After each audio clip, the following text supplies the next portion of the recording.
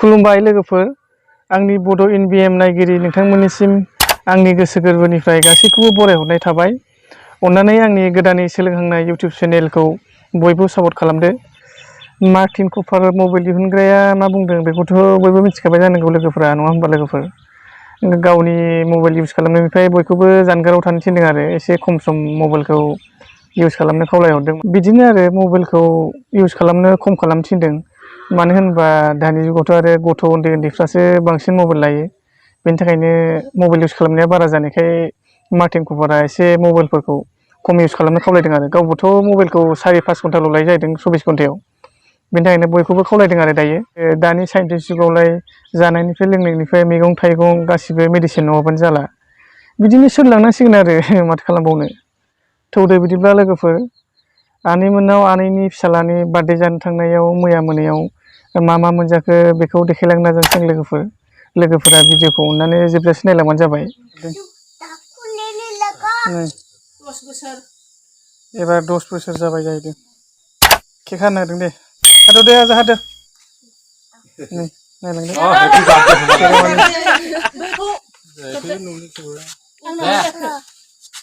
चलो गीत गा। खुश हो रहा है। हम वीडियो लेगा और गाना भी गाएगा। ठीक है? मेरी बर्थडे है। मेरी बर्थडे है। दोनों का है। हिमांशु। अरे उल्टी क्यों बगलाई? सीधे बगलो। अरे बोया नहीं।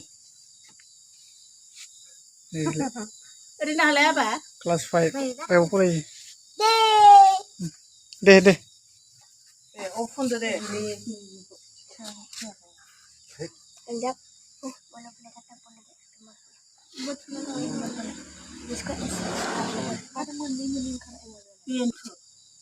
Birthday to you. May God bless you. Happy birthday. Birthday boy. to you. हादो दे केक हादो दे। हिमांशु। Tiga. लंबा काटो ना Himanshu. Kato. Kato. आगे बोल। खिला दो भाई को पहले खिला आगे दो। को खिला दो। चलो उसके बाद मामा को खिलाओ। चलो मामा को। मामा को खिलाओ। मामा ने मुंह खिलाओ। नीचे डाल चलो अभी तुम खाओ तुम। ये बड़ी अच्छी बात कही आप। चलो उनको ना काट के देगा गासिबो जाजोब्बाय। काट के देगा प्लेट में देगा हां हो गया अभी थोड़ा खाएगा ओए नहीं बड़ा कुमोर दे कुरिया बड़ा कुरिया 그다 하이시도 뭐요 하이시는 쇼 비스를 다네 मेरा बर्थडे है। होग्रोदो हाय बिनो होग्रोदो 랑시대 लेला कुरे कुरे। ओए चलो देखिए हमको खिलाओ। 러 우하미 랑세 네